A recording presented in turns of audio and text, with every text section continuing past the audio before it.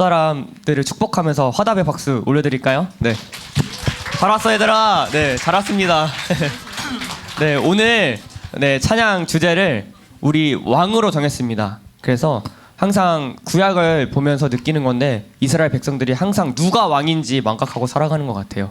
그래서 오늘 설교도 기도원에 관한 설교가 나아가는데 또 그 왕이신 하나님을 선포하고 우리가 그 예수 그리스도를 또 높여드리고 우리가 홀로 주님이 높여지실 분이고 또 다스리실 분이심을 선포하며 나아가는 시간 되었으면 좋겠습니다. 네, 사도신경 고백하고 찬양하겠습니다. 나는 전능하신 아버지 하나님 천지의 창조주를 믿습니다. 나는 그의 유일하신 아들 우리 주 예수 그리스도를 믿습니다. 그는 성령으로 잉태되어 동정녀 마리아에게서 나시고 본디오 빌라도에게 고난을 받아 십자가에 못 박혀 죽으시고 장사된 지 사흘 만에 죽은 자 가운데서 다시 살아나셨으며 하늘에 오르시어 전능하신 아버지 하나님 우편에 앉아 계시다가 거기로부터 살아있는 자와 죽은 자를 심판하러 오십니다. 성령을 믿으며 거룩한 공교회와 성도의 교제와 죄를 용서받는 것과 몸의 부활과 영생을 믿습니다. 아멘. 네, 우리 자리에서 일어나서 함께 신나게 찬양하며 나아갈까요? 네, 우리를 영원히 다스리시는 왕이 계십니다.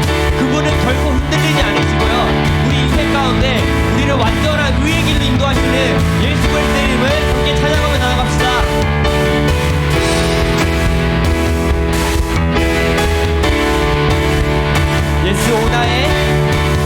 예수 오나의 반석 결코 흔들리지 않는 내 반석 대신에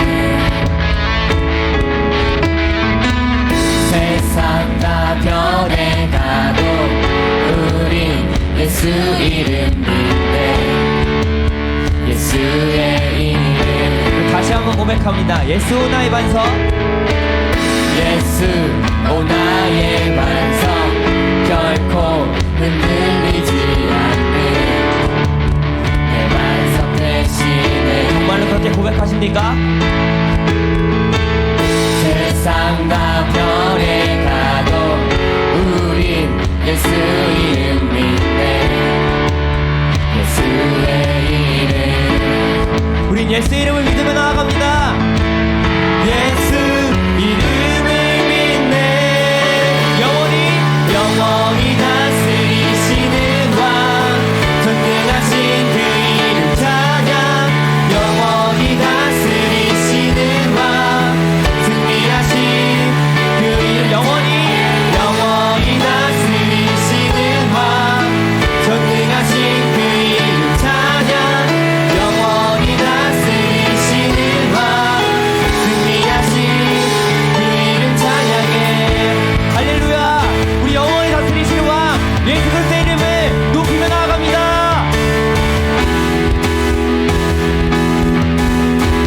우리 2절로 고백합니다. 예수 공의와 사랑 예수 공의와 사랑 지혜로 다스리시네. 모두 다 경배해. 우리 함께 기대하며 나아갑니다. 우리 함께 기대해. 예수 안에 소망 있네. 예수의 이름 예수 이름을 믿습니다. 예수 이름을 믿네. 영원히 다스리시는 왕 전능하신 그 이름 찬양. 영원히 다스리시는 왕 승리하신 그 이름 영원히 다스리십니다. 전능하신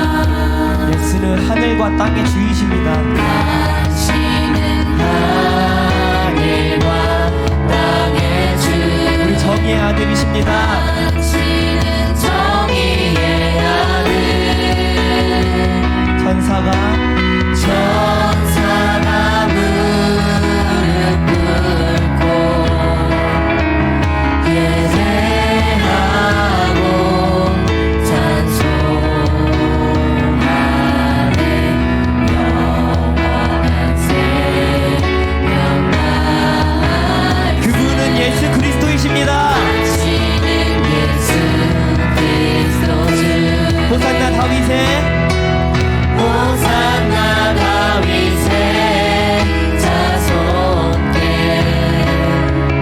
호산나 불러 왕 중의 왕 높은 하늘에 영광을 예수 주 메시아 다시 한번 호산나 다윗의 자손께 호산나 다윗의 자손께 왕 중의 왕이십니다. 호산나 불러 왕 중의 왕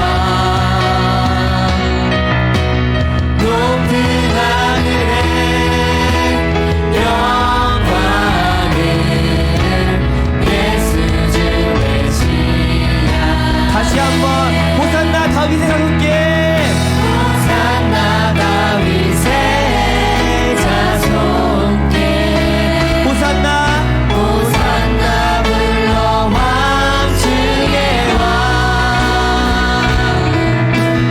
높은 하늘에 영광을 예수 주 그의 이름을 예배합니다.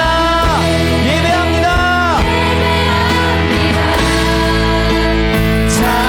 찬양합니다. 주님만 날 다스리소서 예배합니다. 예배합니다. 찬양합니다. 주님 홀로 높임 받으 우리 완전하신 주님을 찬양하며 나아갑시다. 완전하신 나의 주 의의 길로 나를 인도하소서.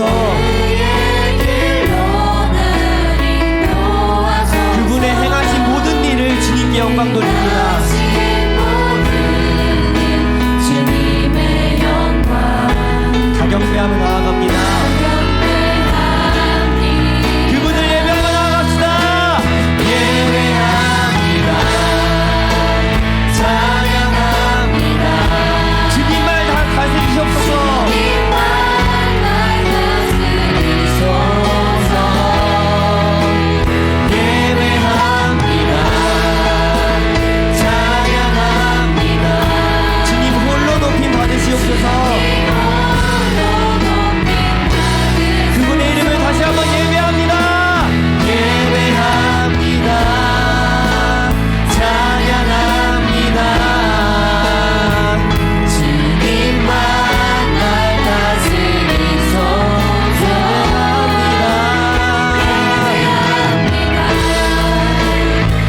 찬양합니다. 주님만 홀로 높임 받으시옵소서. 우리 목소리로 찬양합시다. 예배합니다. 예배합니다. 찬양합니다.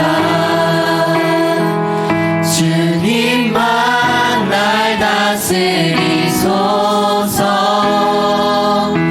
예배합니다. 찬양합니다.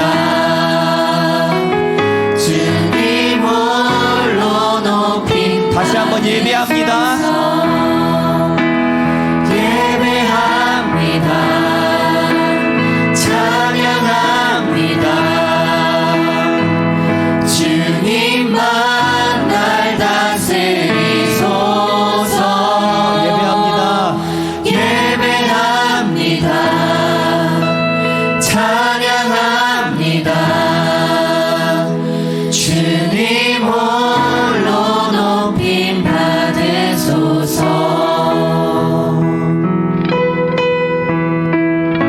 우리가 이 시간 기도하며 나아갑니다. 오직 주님만 홀로 높임 받으시소서. 주님이 우리 왕되심을 선포합니다. 그런데 우리 인생 가운데 우리의 주인이 누가 됩니까? 나의 감정대로 행하고 나의 감정에 오른 대로 행하고 내 소견에 오른 대로 행하는 모습들을 보이고 있지 않습니까? 주님, 이 시간 나를 우상으로 했던 나의 이 모든 시간들을 회개하며 나아갑니다. 주님, 이 시간 결단하며 나아갑니다. 오직 예수 그리스도만 나의 왕이 되어 주시옵소서. 우리 이 시간 주님의 이름만을 높여드립니다. 주님이 내 인생을 다스려 주시옵소서.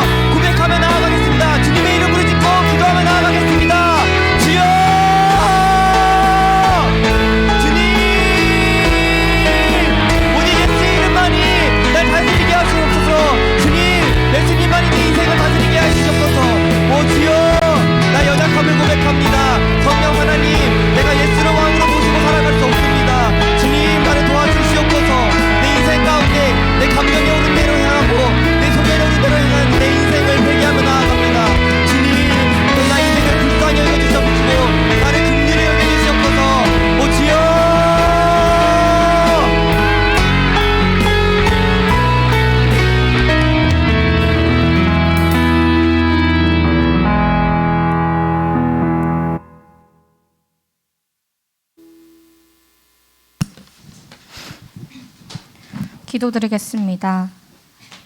사랑이 많으신 하나님 아버지, 오늘 고등부 학생들이 모여 예배드릴 수 있게 하심에 감사드립니다.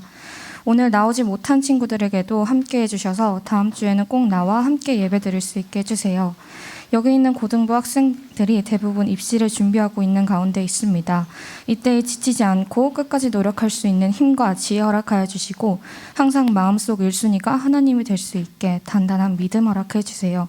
오늘 강도사님께서 말씀 전하실 때 함께 해주시고 그 말씀이 한 주간을 살아갈 수 있는 힘이 되게 하여 주세요. 감사드리며 예수님의 이름으로 기도드렸습니다.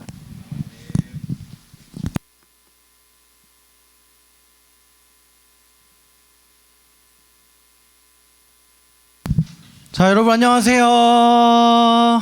안녕하세요. 반갑습니다. 일주일 잘 지냈나요? 네, 좋습니다. 우리 수련회 갔다 온 친구들 어떻게 삶 속에 좀 변화가 있었나요? 난 좀 이런 게 좀 바뀌었어요. 난 이런 마음을 먹었어요 하는 친구 있어요? 그래요. 지금 모두가 이제 공부하느라 이제 팔이 아파서 손을 못 들죠? 그래요. 다들 그 수련회 때 받은 은혜 잊지 말고 삶 속에서 살아내시길 바랄게요. 우리 현수쌤이 오늘 찬양 인도하면서 이제 사사기에 대한 내용, 왕에 대한 내용으로 찬양하시고 이렇게 기도하셨는데 참 은혜가 됐습니다. 그래서 오늘도 기드온을 통해서 살펴볼 건데 사사기에서 말하고자 하는 내용은 딱 하나예요. 핵심 주제가 딱 하나. 그거는 이따 설교 시간에 살펴보기로 하고요. 오늘 사사기 7장 말씀이에요. 원래는 오늘 기드온에 대해서 설교를 듣는데 기드온은 사사기 6장, 7장, 8장 3개 장에 걸쳐서 엄청 많이 기록이 되어 있어요. 그 중에서 우리는 아주 중간 중요한 부분만 살펴보려고 합니다. 7장 1절부터 2절, 그 다음에 건너뛰어서 16절부터 23절까지 우리 한 절씩 교독하도록 하겠습니다. 이것은 하나님의 말씀입니다. 여룻바알이라는 기드온과 그를 따르는 모든 백성이 일찍이 일어나 하롯셈 곁에 진을 쳤고 미디안의 진영은 그들의 북쪽이요 모래산 앞 골짜기에 있었더라. 여호와께서 이르시되 따르는 백성이 너무 많은즉 내가 그들의 손에 이 사람을 넘겨주지 아니하리니 이스라엘이 나를 거슬러 스스로 자랑하기를 내 손이 나를 구원하였다 할까 함이니라. 16절입니다. 300명을 세대로 나누어 각 손에 나팔과 빈 항아리를 들리고 항아리 안에는 횃불을 감추게 하고 그들에게 이르되 너희는 나만 보고 내가 하는 대로 하되 내가 그 진영 근처에 이르러서 내가 하는 대로 너희도 그리하여 나와 나를 따르는 자가 다 나팔을 불거든 너희도 모든 진영 주위에서 나팔을 불며 이르기를 여호와를 위하라 기드온을 위하라 하라 하니라. 그와 함께한 100명이 이경 초에 진영 근처에 이른즉 바로 파수꾼들을 교대한 때라. 그들이 나팔을 불며 손에 가졌던 항아리를 부수니라. 세대가 나팔을 불며 항아리를 부수고 왼손에 횃불을 들고 오른손에 나팔을 들어 불며 외쳐 이르되 여호와와 기드온의 칼이다 하고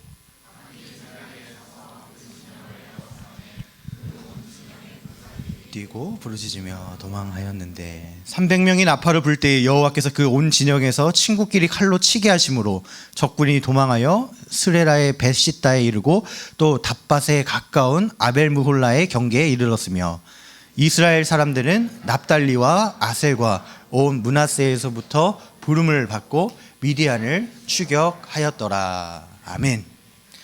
네, 우리 설교 제목 같이 읽어볼게요. 시작. 하나님께서 우리의 왕이시다. 우리 설교 전에 찬양 계속 왕의 주제로 찬양을 불렀어요. 하나님이 우리의 왕이시다라는 주제로 말씀을 들어보려고 합니다. 네, 이 친구 먼저 나왔네요. 자, 오늘은 기드온에 대해서 살펴본다고 했죠. 네, 기드온에 여러 특징이 있어요. 그 중에 오늘은 딱 2가지만 살펴보려고 합니다. 기드온은 어떤 사람인가 2가지만 살펴볼 거예요. 첫 번째로 기드온은 어떤 사람일까요? 겁쟁이에요, 겁쟁이랍니다. 겁쟁이. 왜 겁쟁이인지 말씀을 보면 나오는데요. 우리가 읽지는 않았지만 6장부터 6, 7, 8장이 기드온을 다루고 있다고 했죠. 6장 11절에 보면 기드온이 미디안 사람에게 들키지 아니하려고 밀을 타작하는데 포도주 틀에서 타작했다. 저게 뭔 말이야 싶죠? 예, 저도 뭔 말인지 모르겠어요. 농사를 안 지어봐서 뭔 말인지 모르겠어요. 이게 무슨 말이냐면 먼저 이 역사를 알아야 되는데 6장 1절부터 쭉 보면은 미디안이라는 외국 나라가 이스라엘을 막 압제해요. 못 살게 굴어요. 그래서 기드온이 그 미디안 사람들에게 걸리지 않기 위하여 밀을 포도주출해서 숨어서 타작했다는 건데, 왜 그러냐면 미디안 사람들이 이스라엘 사람들을 너무 압제를 하니까 이스라엘 사람들을 다 약탈해 갔어. 이스라엘 사람들의 뭐 아이폰, 뭐 포르쉐, 뭐 이런 거 다 뺏어가고 조금 먹을 것만 있다 하면 모든 것을 다 뺏어갔단 말이야. 그러니까 이스라엘 사람들은 어떻겠어? 미디안 사람들만 보면 벌벌벌벌 떨었겠지. 아, 내가 이거 콩 한 쪽 있는데 이것도 들키면 뺏어갈 거야. 기드온이 이렇게 무서워해서 밀을 포도주출해서 타작했다는데, 이거에 어떤 말인지 이거 그림을 보면 알아요. 고대 이스라엘에서 이렇게 밀을 타작할 때 타작 마당에서 해요. 넓은 마당에서, 이거 그림처럼 이렇게 넓은 마당에서 밀을 타작하는데, 우리나라에서도 혹시 선생님들 중에 혹시 이 밀 타작 해보신 분 계신가요? 네. 혹시 윤립쌤이 이 밀 타작하는 거 이거 본 적은 있으세요? 그렇죠. 네, 저도 본 적은 없는데, 우리나라에서도 이렇게 밀 타작할 때 이렇게 타작 마당 넓은 데에서 이렇게 뭐 보리, 밀 이렇게 밑에 두고 막대기 같은 걸로 탁탁 몽둥이 이렇게 내려치는 거야. 그러면 이 밀이 껍질이 까지면서 그 안에 알맹이만 걸러내는 거죠. 그래서 이렇게 알맹이를 걸러내서 이렇게 이걸 밀 까부른다 해요. 이걸 밀 까부르듯이 이렇게 껍질을 벗겨낸 거를 탁탁탁 이렇게 바람에 날려가지고 껍질을 내보내고 이렇게 알맹이만 하는 거를 밀타작이라고 해요. 밀타작. 이때 당시에는 이게 이제 주식이니까 이렇게 해서 먹고 살았을 거 아니야. 근데 아까 기드온이 뭐라고요? 미디안 사람들에게 알리지 아니하려고, 들키지 아니하려고 밀을 타작 마당에서 한 게 아니라 어디서 했다고요? 포도주 틀에서 했대요. 아, 밀타작은 어디서 어떻게 하는지는 알았는데, 그럼 포도주 틀은 저건 또 뭔데? 그래서 준비했어요. 포도주 틀은요, 이렇게 생겼어요. 고대 이스라엘의 그 포도주 틀인데, 이게 평지에 땅을 판 거예요. 지금 무슨 말인지 이해되죠? 이게 지금 땅 위에 올라와 있는 게 아니고요, 이게 평지인데 땅을 파가지고 땅 판 것에 포도를 쫙 깔아놓고 이렇게 발로 밟고 하면 이렇게 또랑을 만들어서 이렇게 그 와인만, 포도주만 따로 빼는, 이게 포도주 틀이었어요. 근데 밀타작을 넓은 이 타작 마당에서 이렇게 몽둥이를 치고 이렇게 해야 된다고 했죠. 근데 그 행위를 어디서 했다고요? 포도주 틀에서. 무슨 말이냐면 이게 지금 땅을 파서 이 지하에서 한 거라고 했죠. 그러니까 이런 그림이란 말이에요. 이런 그림. 그러니까 멀리서 봤을 때 타작 마당에서 이렇게 매질을 하고 밀 까부르고 하면은 멀리서도 보이겠죠. 아, 전마들 저것들 밀 타작하는구나. 내가 가서 또 뺏어야겠다. 이럴 텐데, 그게 걸릴까봐 이렇게 포도주출 땅을 파가지고 몰래 이렇게 작업했다는 거예요. 우리 친구들 뭐 드라마나 이렇게 영화 이렇게 보면 이런 불법 도박장 이런 거 막 이렇게 모포 깔아놓고 이렇게 빨간색 이렇게 카드 내리치고 이렇게 하죠. 이런 거 하다가 어떻게 한 사람이 야 떴다 이러면 어떻게 모포를 싹 덮죠. 모포를 싹 덮고 없는 척 이렇게 하는 거예요. 지금 이 상황도 포도주 틀에서 밀타작을 했다라는 것은 당당하게 넓은 마당에서 이렇게 정상적으로 하지 않고 미디안한테 걸릴까봐 땅을 파놓고 이렇게 밑작업을 했다는 거예요. 밑작업을 하다가 미디안에 오면 아무것도 아닌 척. 이게 무슨 상황인지 이해되죠? 기드온이 밀타작을 포도주 틀에서 했다라는 것이 이런 배경이 있는 거예요. 그러니까 기드온은 마음이 용감하고 마음이 넓은 대인배예요, 소인배예요? 소인배예요. 쫄보란 말이에요. 쫄보. 막 쫄탱 먹어가지고 아 이거 걸리면 안 되니까 우리 조용히 하자 말 거야. 밑에서 이렇게 막 수작업하다. 야 미디안 숨겨 다 이렇게 했다 이 말이에요. 자, 그리고 기드온의 두 번째 특징 뭘까요? 첫 번째는 겁쟁이였죠. 두 번째는 의심쟁이. 의심이 막 말도 못하게 어마어마했어요. 자, 이것도 역시 말씀을 통해서 알 수 있는데요. 6장 36절 40절의 내용인데요. 하나님께서 이런 겁쟁이 소인배 기드온에게 나타나셔서 너가 미디안에서부터 내 백성을 구원해 내라. 내가 미디안을 너희 손에 붙였다 했는데 그것을 믿지 못한 내용이에요. 친구 뭐 아는 친구들 있겠지만 기드온이 하나님께 여쭈되 하나님 만일 하나님이 나한테 말한 대로 내가 미디안으로부터 백성들 건져낼 수 있다고요? 그러면 이거 한번 나한테 증거를 한번 보여보세요. 하나님을 시험하는 장면이에요. 양털 한 뭉치를 양털을 타작 마당에 둘 건데 만일 이슬이 양털에만 있고 주변 땅은 만약에 말랐다면 하나님이 나를 사용하신다는 거 한번 믿어볼게요. 어디 한번 해보세요. 했더니 이튿날 next morning 다음 날 어떻게 됐어요? 일찍이 일어나서 양털을 가져다가 보니 양털에서 이슬을 짜니 물이 그릇에 가득했다. 이게 상식적으로 이해하기 좀 힘든 거예요. 이렇게 막 이렇게 양털을 이렇게 땅바닥에 놨는데 새벽에 이렇게 이슬이 맺히고 그럴 수 있잖아요. 그러면 당연히 땅바닥도 비가 안 오는 날 이슬 때문에 땅바닥이 젖고 그런 거 하는데 양털에만 이슬이 아니라 완전 물이 흥건했다 그랬어. 양털에만 있고 땅바닥은 완전 말라 있었다. 이게 상식적으로 이해하기 힘든 부분인데 더 재밌는 건 뭐냐면은 그 기적을 보고도 기드온이 또 하나님을 바로 또 시험해요. 하나님 화내지 말고 잠깐만 화내지 마. 한 번만 들어봐. 하나님 내가 염치 없는 거 알겠는데 미안한데 한 번만 나한테 더 한번 증거를 좀 보여줘봐요. 이번에는 반대로 양털은 뽀송뽀송하게 두고 주변 땅바닥만 이슬이 맺히게 하면 내 그때 한번 믿어볼게요. 했는데 어떻게? 바로 그 밤에 하나님이 그대로 행하셨더라. 자, 아까 양털에만 이슬이 있고 주변에는 말랐다는 게 이게 상식적으로 이해가 안 가는데 더 이해가 안 가는 건 어떤 상황이에요? 반대로 이 양털은 이번에는 뽀송뽀송 방금 막 드라이브 딱 맞췄어. 뽀송뽀송하고 주변 땅에만 이슬이 가득했대요. 이것은 사람이 할 수 있는 것도 아니고요. 이렇게 해도 될 수 있는 게 아니고 하나님이 기적적인 방법으로 당신의 일과 내가 이렇게 할 거라는 것을 의지와 확신을 보여주신 거예요. 그래서 결국에는 기드온이 어떻게? 하나님께서 이렇게 기적적인 걸로 완전 말도 못하게 빼박 하나님이 그것을 보여주셨기 때문에 어쩔 수 없이 하나님을 순종해요. 그런데 하나님 또는 천사가 나타나서 기드온을 뭐라고 불러요? 큰 용사요. 자, 일단 기드온에게 용사라는 말을 붙이는 것도 납득이 안 되는데 큰 용사래요. 용감하고 아주 큰 용사래요. 근데 기드온에 어떤 특징이 있다고 그랬어요? 겁쟁이, 또 의심쟁이.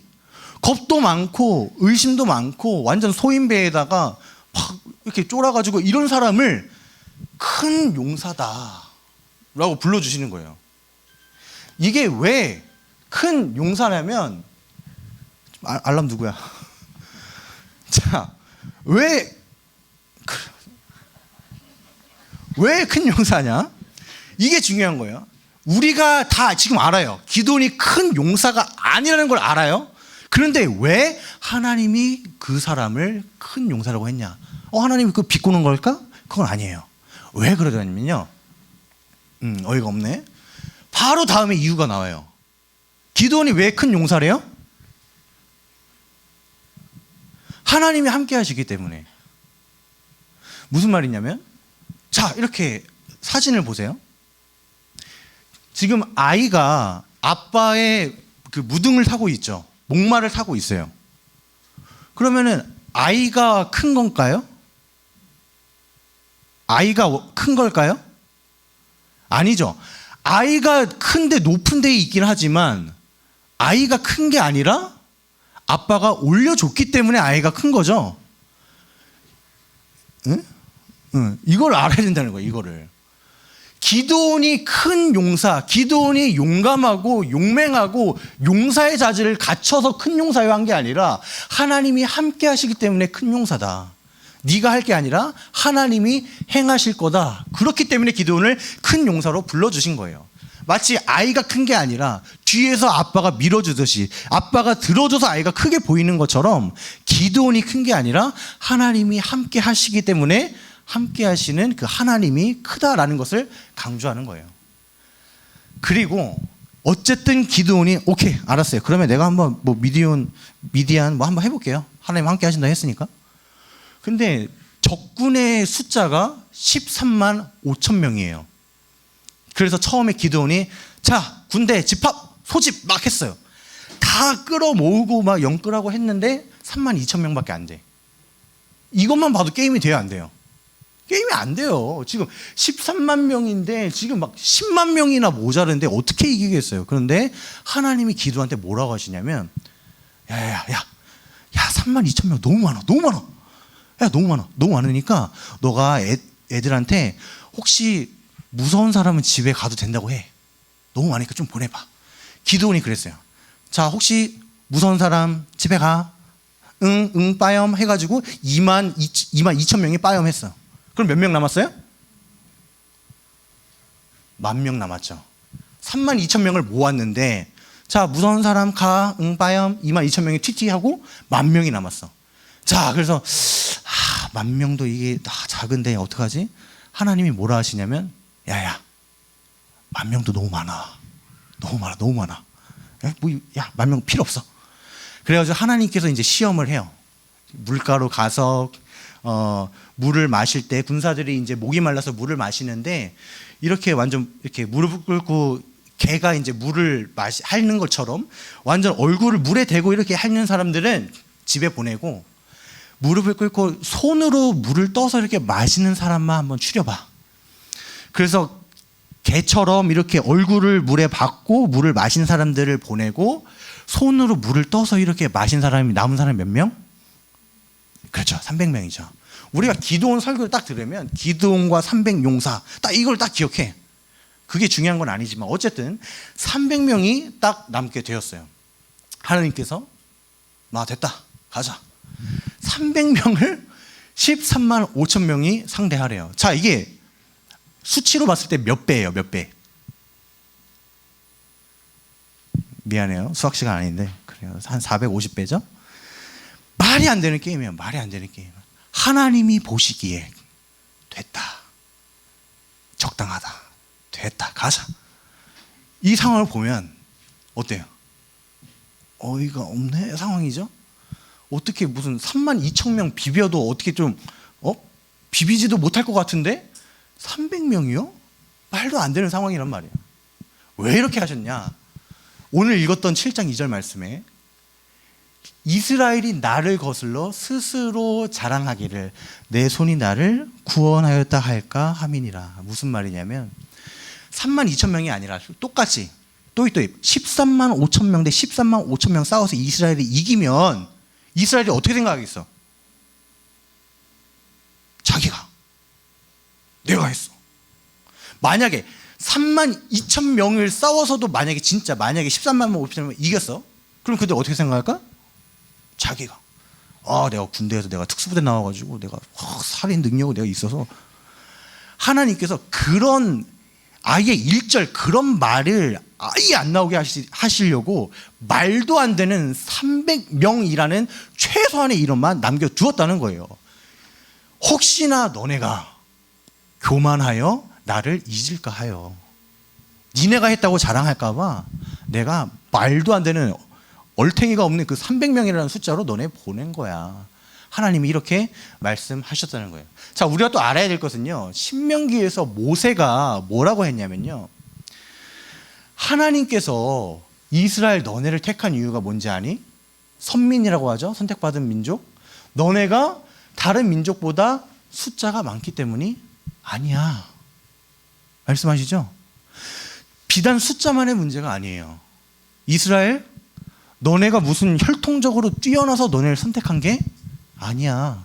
도리어 너네는 모든 민족 중에 가장 적은 자들이고 도리어 너네는 가장 연약하고 보잘것없는 민족들이야. 이 말을 하는 의도가 뭘까요? 기죽이려고? 왜 이런 말을 했을까요, 모세가? 하나님만 기억하라고. 니네가 잘나서 니네가 하나님 믿고 니네가 잘나서 성공하고 승리한 게 아니고 하나님이시기 때문에 가능하게 됐다. 이것을 말하고자 하는 거란 말이에요. 어쨌든 전쟁에 나가게 됐어. 300명이 그래. 300명? 말도 안 되지만 오케이. 내가 거기까지는 인정. 그러면 전쟁이잖아요. 이런 진짜 막 일본 그 사무라이 막 카타나 막 이런 막 무시무시한 검을 들고 화살을 들고 최신식 무기를 들고 살상 무기를 들고 전쟁에 나가야 될 거 아니야. 칼이랑 방패를 들고 나가야 되는데 하나님께서 뭐를 들고 내보내셨는지 아세요? 전쟁에 나가면 최소한 갑옷을 입든 방패를 들든 칼을 들든 싸울 준비를 해야 되는데 하나님은 한 손에는 나팔을 들고 한 손에는 횃불을 감춘 항아리를 들고 나가라. 마치 이런 거예요. 전쟁에 나가는데 한 손에는 생수를 들고 한 손에는 리모컨을 들고 전쟁에 나가라. 친구들 이렇게 나가면 어떻게 될 것 같아요? 그렇죠? 네, 친구들 그 어이없는 허탈한 그 웃음에 다 의미가 있어요. 전쟁에 나가는데 이게 말이에요, 방구예요. 한 손에는 나팔을 들고 한 손에는 횃불과 그 위에 항아리를 덮고 나가라. 이 상황도 어떤 상황이에요? 어이가 없는 상황이에요. 말도 안 되는 거란 말이에요. 어쨌든 300명이 하나님이 시킨 대로 했어. 나팔을 들고 나가서 미디안 진영에 가서 나팔을 불며 항아리를 깨고 횃불을 들고 여호와의 칼이여 기드온의 칼이여 했더니 어떤 일이 일어났어요? 미디안이 자기들끼리 칼로 치고받고 싸웠다.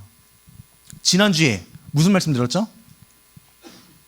드보라 기억나나요? 드보라가 싸울 때 나쁜 놈 뭘 타고 있었어요? 예송이 뭐야? 강남스타일?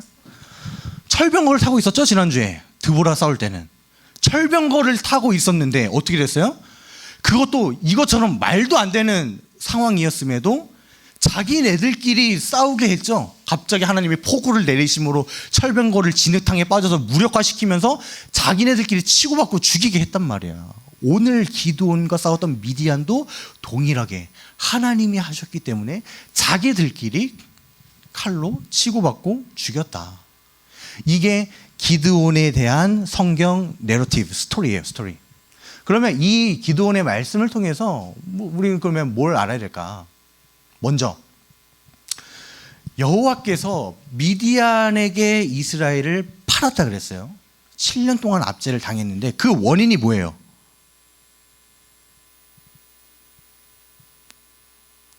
이스라엘이 하나님 앞에 악을 행하였기 때문에. 또라는 건 뭐예요? 계속 그래왔다는 거죠. 또 하나님 앞에 악을 행했기 때문에 하나님이 미디안의 손에 넘겨주었다. 이스라엘의 근본적인 문제는요, 미디안의 압제, 일제강점기 막 이런 현상이 있는 게 아니라 근본적으로 해결해야 될 문제가 뭐예요? 우상숭배. 여호와의 목전에 악을 행했다. 다른 게 아니라 바알과 아세라 목상과 지난주에 살펴봤죠. 사사기 들어오면서부터 계속 이 사이클이 돈다고 했어요. 하나님의 구원을 받았는데도 또 하나님께 죄를 지고 또 우상숭배하고 구원을 받았는데 또 우상숭배하고.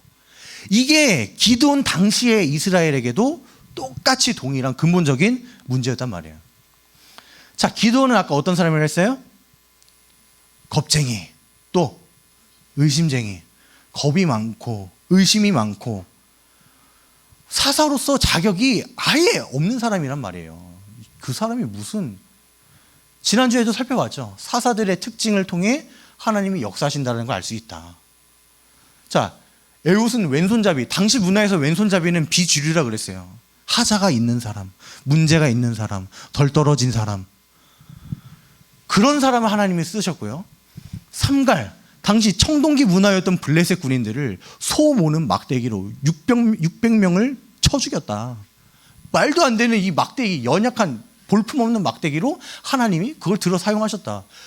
여자였던 드보라를 사용하셔서 이스라엘을 구원해 내셨다. 자, 이 모든 것들을 통해서 뭘 알 수 있다고 그랬어요?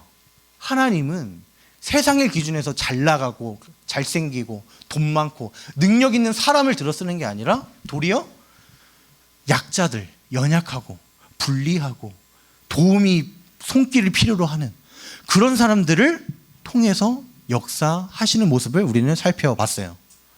자, 고린도전서 1장에 보면요, 사도 바울이 이런 말을 해요. 형제들아, 너희를 부르심을 보라. 자, 혹시 이 중에 나는 지금 교회 예배 자리에 앉아 있고 내가 이렇게 평생 모태신앙으로서 하나님을 믿고 예배 신앙생활을 하고 있는데 나는 자격이 되기 때문에 나는 예배 드릴 수 있어요 라고 생각하는 사람. 바울이 지금 그 말이에요. 너희의 부르심을 보라. 지금 선생님들, 친구들, 저 하나님의 부르심을 받고 예배 자리에 나와왔죠. 난 예배 드릴 만한 난 자격이 돼. 나 목사 아들이니까. 나 일주일 죄 안 졌으니까. 이런 사람이 있어요? 눈치상 못 들겠죠? 있어도 못 들 것 같아. 아무도 없단 말이야. 아무도 없어. 하나님이 어떤 사람을 택했어요? 세상에 미련한 사람들, 또 세상에 약한 사람들, 세상에 천하고 멸시받는 사람들을 선택했어요. 왜요? 왜냐하면 아무도 하나님 앞에서 뭐 하지 못하게? 자랑하지 못하게 하려고. 아까 7장 2절도 기억나죠? 하나님이 왜 300명만 보냈다 그랬어요? 자기들이 싸웠다 할까 함을 막기 위해서다. 하나님이 미련하고 약하고 천하고 멸시받는 사람들을 택해서 어떤 사람들을? 지혜 있고 강하고 능력 있고 있는 사람들을 패하기 위해서. 그러니까 친구들 오해하지는 마세요. 이거를 흑백 논리로 그러면 지혜 있는 사람이 되면 안 돼. 강한 사람이 되면 안 돼. 헬스 당장 오늘 안 나가야 돼. 이렇게 생각하면 안 돼요. 이 바울이 하나님이 지금 말씀하시는 의도를 파악을 하란 말이에요. 세상에서 강하게 사는 사람, 똑똑한 사람, 돈 많은 사람이 잘못됐다는 게 아니죠. 뭘 지적하는 거예요? 너네의 그거를 너네가 자랑할 게 아니다라는 거예요. 너희를 부르신 분을 보라. 너희를 부르신 분이 누구냐. 그래서 기드온에게 300명을 추린 거예요. 32,000명도 턱없이 부족한데 300명에게 이게 말이 돼? 하나님은 어떤 사람을 택한다고요? 세상에서 약한 자, 미련한 자, 볼품 없는 자를 통해서 그들을 들어서 하나님의 영광을 보이신다. 만약에 세상의 사람처럼 야, 이 쪽수부터 말이 안 되네. 세상 사람들이 이렇게 보죠. 시편 20편에 보면요, 이런 말씀이 있어요. 어떤 사람은 병거, 어떤 사람은 말을 의지한다. 어떤 사람은 야, 쪽수 안 되니까 질 거야. 지난주에도 철병거를 보니까 야, 우리 그냥 맨손으로 나갔는데 쟤네 철병거네? 야, 뒤지쳐. 우리 안 돼. 사람들은 이렇게 눈에 보이는 병거, 말, 숫자를 의지하는데 하나님을 믿는 우리는 뭘 의지해요? 하나님의 이름을 의지하고 하나님만 자랑하죠. 왜요? 나는 그래, 나 병거 없어. 우리 쪽수 부족해. 나 능력 없어. 나 모자라. 나 왼손잡이야. 그래, 나 여자야. 나 부족해. 그래도 뭐예요? 하나님을 의지하고 하나님의 이름을 자랑하면 어떻게 돼요? 병거와 세상적인 것들을 의지한 자들은 비틀거리며 엎드러지는데 하나님을 자랑한 자들은 일어서서 승리한다. 성경은 말씀하고 있다는 거예요. 바울이요, 또 이번에는 고린도 후서에서 이런 말을 하는데 하나님의 능력이 우리 인간의 약한 데서 온전하여진대요. 이런 찬양이 있죠. 약할 때 강함 대신에 주나의 모든 것, 쓰러진 나를 채우고 빈잔을 채우네 주나의 모든 것. 우리가 약할 때 강함 대신에 찬양을 하는데요, 그 뜻이 뭔지도 모르고 찬양하고 그렇게 고백한 대로 살아가지도 않아. 약할 때 강함 대신에 이게 말에 어폐가 있죠. 내가 약한데 어떻게 내가 강해진다는 거지? 겸손하라는 거예요. 내가 스스로 나는 병거가 있어. 나는 말이 이만하 있어. 우리 팀 쪽수 이만하 돼. 나 이런 경험도 했어. 나 이만큼 능력 돼. 그런 사람에게 하나님의 역사하심 능력이 나타날까요? 안 나타나요. 지가 강한 거야. 그런데 나는 부족해요. 나 연약해요. 나 볼품 없어요. 나 어떻게 할지 모르겠어요. 하나님 도와주세요. 이런 자에게 하나님이 임해서 하나님의 능력으로 모든 것을 승리케 하신다는 거예요. 그러니까 내가 강한 게 아니라 아까도 하나님께서 기드온에게 큰 용사여 부르셨을 때 우리가 봤을 때는 저 쫄보가 무슨 큰 용사야? 말도 안 되는 소리 하고 있어. 근데 기드온이 왜 큰 용사라고요? 기드온이 큰 게 아니라 그와 함께 하시는 하나님이 크시기 때문에 기드온까지 크다 여김을 받는 거란 말이에요. 우리가 의로운 사람인가요? 아니죠. 강도사님부터 아니에요. 나도 똑같은 죄인이에요. 나도 죄를 지어요. 그런데 내가 의인이다. 하나님께서 나를 착하다. 강도사로서 말씀을 전할 수 있는 말씀의 권위를 주시고 이런 모든 것들이 다 뭐예요? 내가 거룩해서? 아니요. 예수님을 믿어서 의롭다 여겨주셨기 때문에. 내가 의로운 게 아니에요. 친구들도 오해하지 마세요. 내가 모태신앙이니까 몇 대째 기독교이니까 나는 이게 아니란 말이에요. 나는 아니고 내 안에 그리스도가 계시기 때문에 나도 그리스도와 같이 의롭다 여겨주시는 거란 말이에요. 그러니까 우리 정체성, 우리 자신을 바로 알아야 돼요. 자신을 바로. 내가 뭐가 잘났다고 큰 소리치고 내가 뭐가 잘났다고 신앙생활 할 수 있겠어요. 예배 끝나고 교회 문 나가는 순간 또 죄를 짓는 나인데 그렇지 않아요? 내가 잘난 거 하나 없지만 내 안에 예수 그리스도가 계심으로써 의롭다. 너는 거룩하다.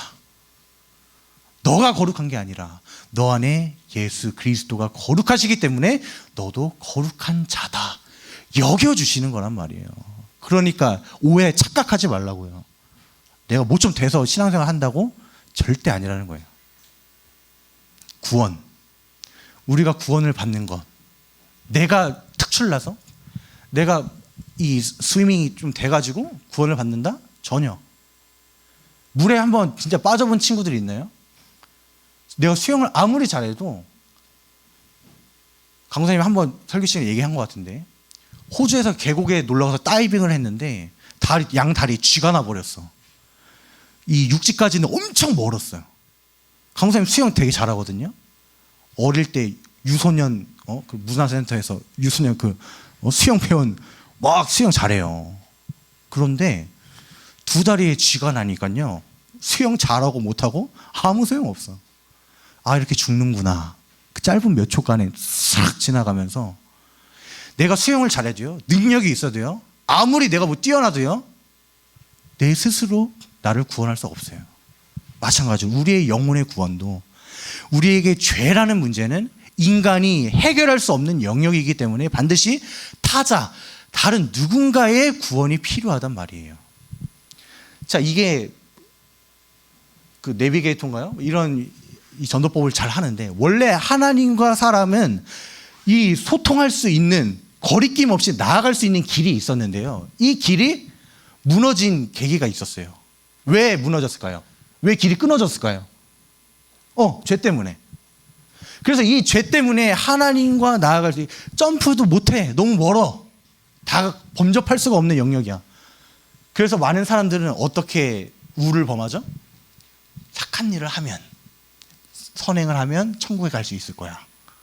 종교적으로, 도덕적으로, 윤리적으로 착한 일 하면 구원받을 수 있을 거야.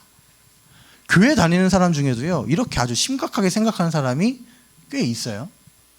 이런 걸로 하나님과 다시 맞닿을 수 없어요. 어떤 길을 통해서 하나님과 다시 나아갈 수 있죠? 그렇죠. 예수 그리스도. 예수 그리스도의 십자가를 통해서 다시 우리는 연결되었기 때문에 언제든지 하나님을 아빠라고 부를 수 있고 언제든지 나아가서 예배할 수 있다는 거예요. 구약시대 때 친구들 들었죠? 구약시대 때 예배하려면 어떻게 해? 예배할 때마다 짐승을 가지고 가서 내가 짐승을 죽이고 내가 가죽 뺏기고 내가 각을 뜨고 피 뒤집어 쓰고 내장 튄 거 내가 뒤집어 쓰고 죄를 지을 때마다 예배할 때마다 그렇게 해야 됐는데 신약에서 예배는 어떻게 해? 예수 그리스도께서 친히 화목제물 되심으로 그것을 패하시고 언제든지 누구든지 예수 그리스도 공로 의지하여 예배하며 나아갈 수 있다.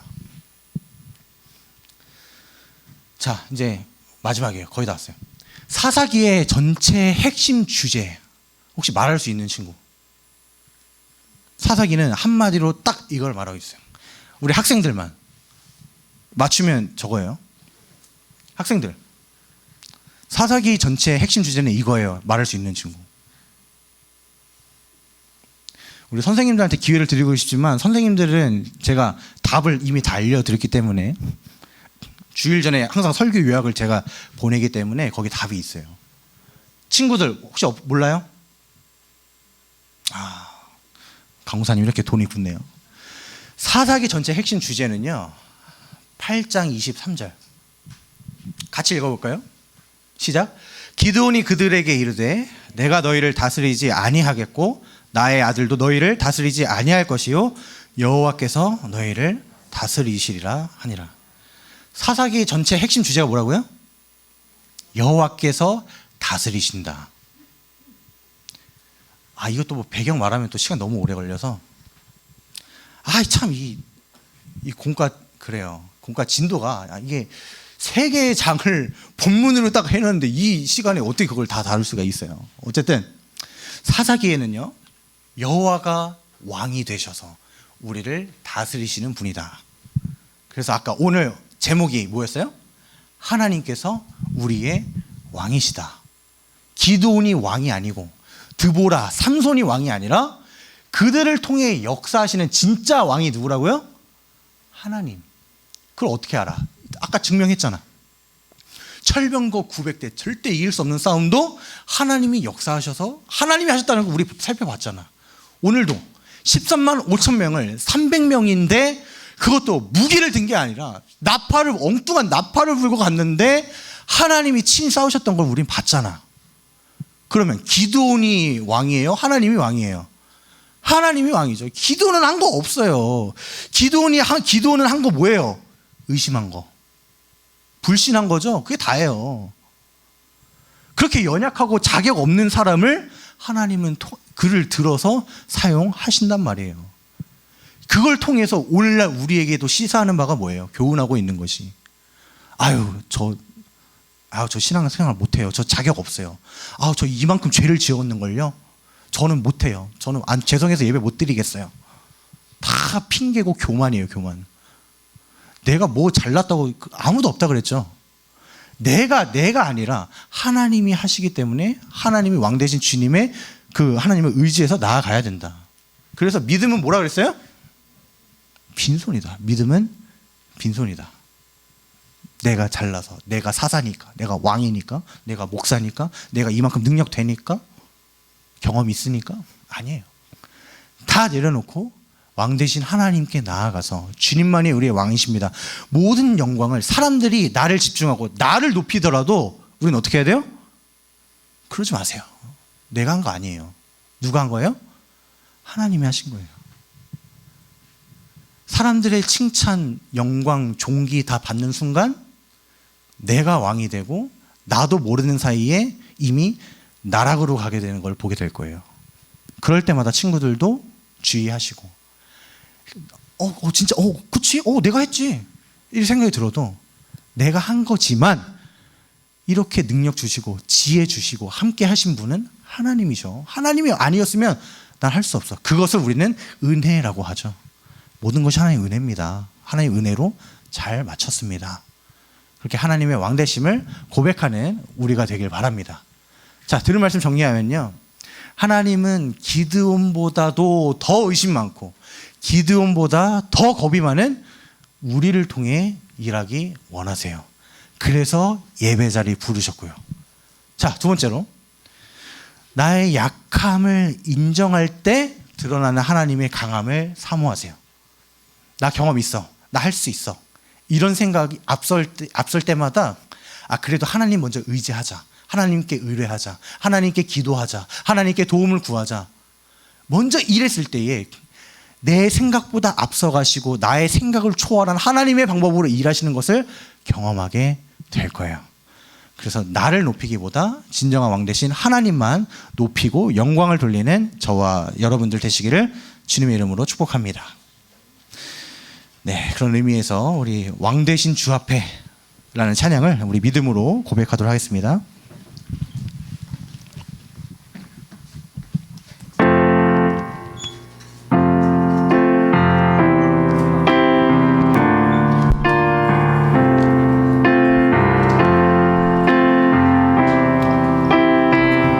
우리 고백합니다. 햇살보다 밝게 빛나는 주의 영광, 모든 어둠을 물리치네. 누구도 주 앞에 다가설 수 없네. 주의 거룩한 보좌 앞에 오직 주의 오영, 주의 긍휼을 의지하며. 우리 처음부터 다시 고백합니다. 햇살보다 밝게 빛나는 주의 영광, 모든 어둠 물리치네. 누구도 주 앞에 다가설 수 없네. 주의 거룩한 보좌 앞에 오직 주의 보혈, 주의 긍휼을 의지하여 왕 대신 주 앞에, 왕 대신 주 앞에 나 경배합니다. 주님만 찬양받기 합당하시니 긍정기와 영광 홀로 받으소서. 주 앞에 다시 고백합니다. 왕 대신 주 앞에 나 경배합니다. 왕 대신 주 앞에 나 경배합니다. 주님만 찬양받기 합당하시니 긍정기와 영광 홀로 받으소서. 주 앞에 우리 목소리로만 고백합니다. 왕 대신 주 앞에 나 경배합니다. 주님만 찬양받기 합당하시니 큰 존귀와 영광 홀로 받으소서. 오 주 앞에 한 번 더 고백합니다.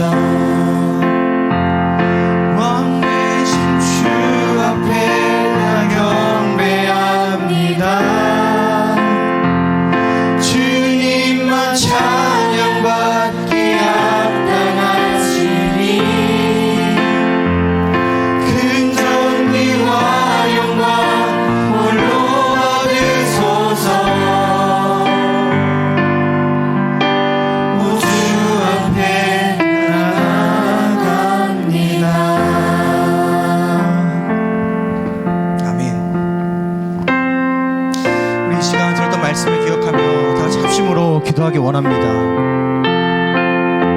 오늘 기도원을 통하여서 기도원의 의심 많음과 겁이 많음을 통하여 그 모습이 나의 모습임을 보게 됩니다.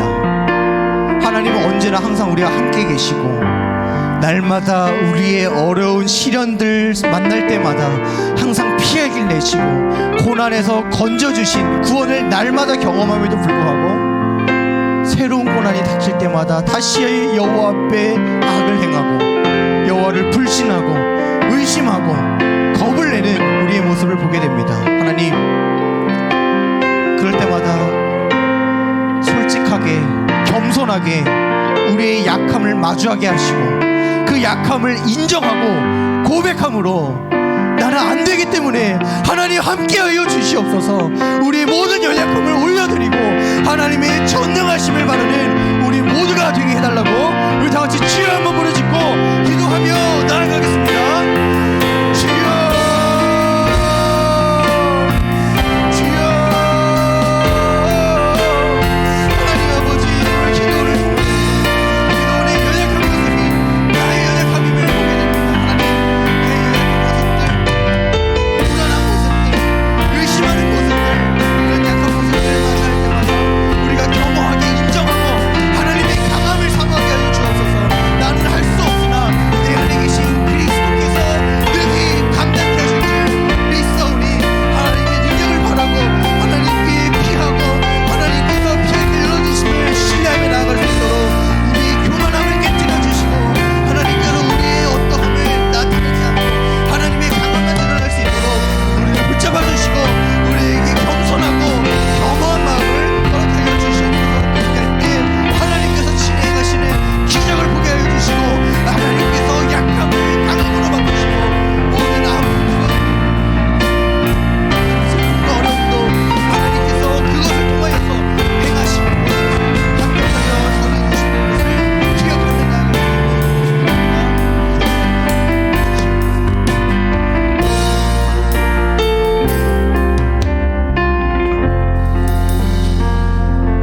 하늘에 계신 우리 아버지 하나님, 오늘도 새로운 하루를 주시고 말씀과 기도의 잔치에 불러주시니 감사합니다. 하나님, 먼저 우리가 우리의 존재를 먼저 기억하기 원합니다. 하나님과 원수되었고 하나님께 감히 다가갈 수 없었던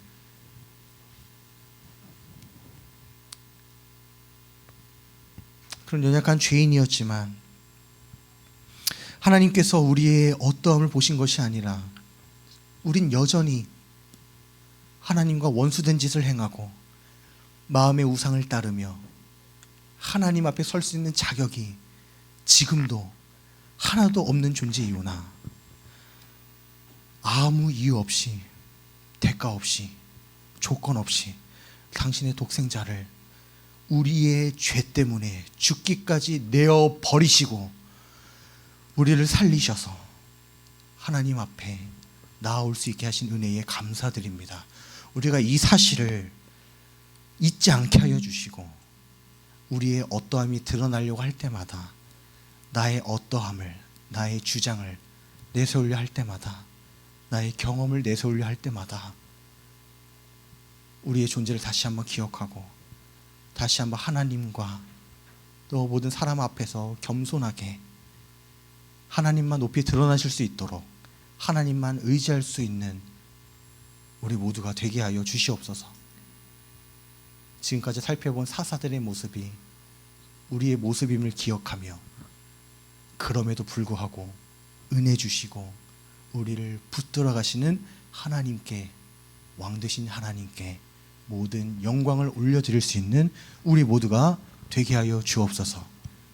다시 오실 우리 주 예수 그리스도 이름으로 기도드립니다. 아멘. 자, 우리 이 시간 준비한 헌금하는 시간 갖도록 하겠습니다.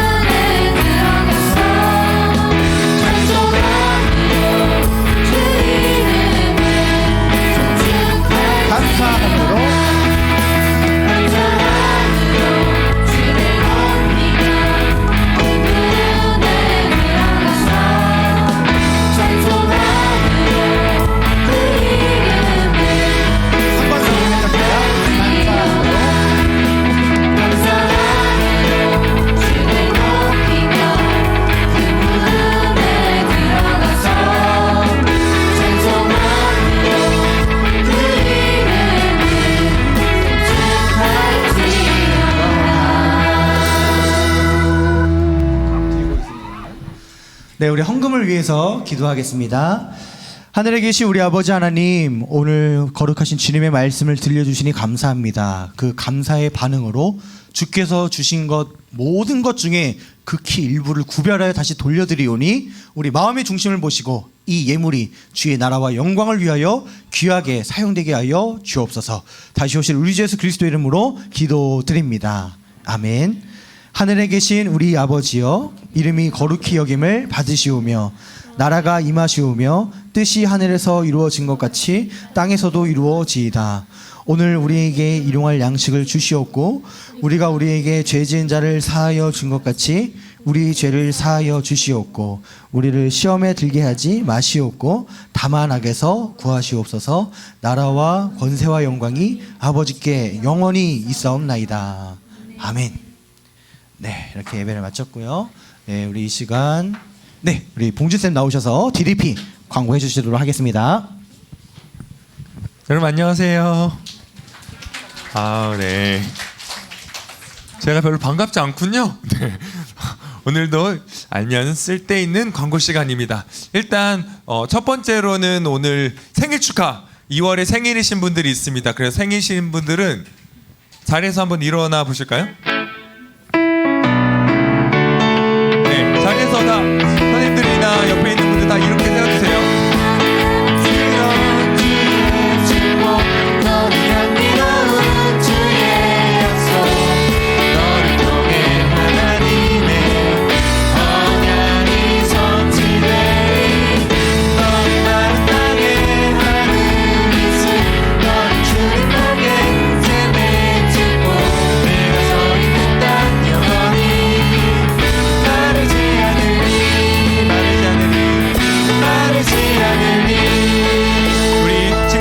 하면서 환영 감사의 박수를 드리겠습니다. 아멘. 네, 앉으셔도 됩니다. 네.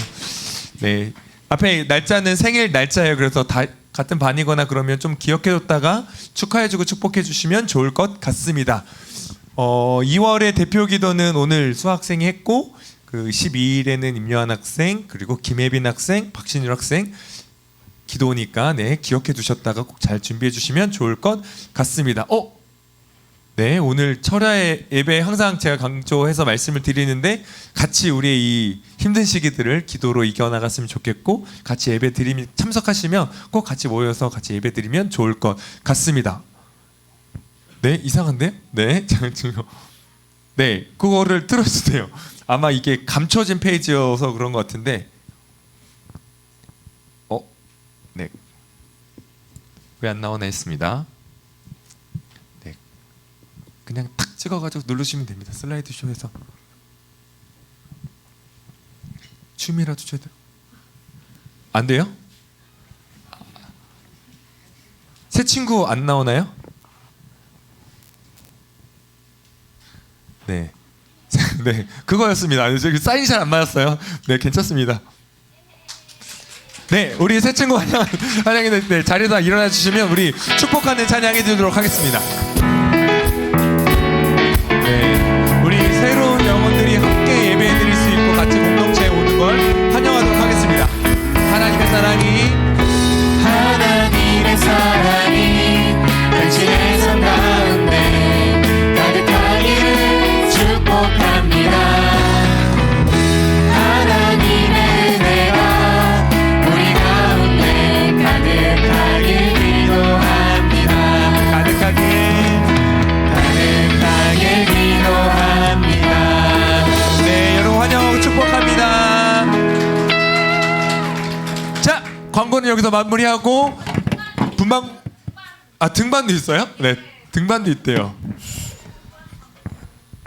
등반 광고 있나요? 뒤에 사인이 없다네요. 네, 우리 등반한 친구도 자리에서 이름이 뭐죠? 우리 신예빈 학생 우리 축복하는 더 축복합시다. 하나님의 사랑이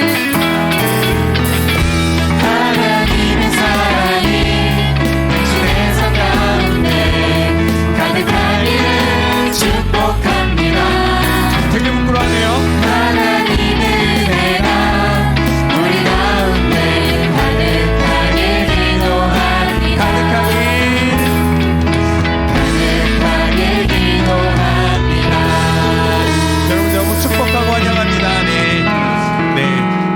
친구들을 더 축복하고 환영해 주셨으면 좋겠습니다. 우리 분반 공부하도록 하겠습니다.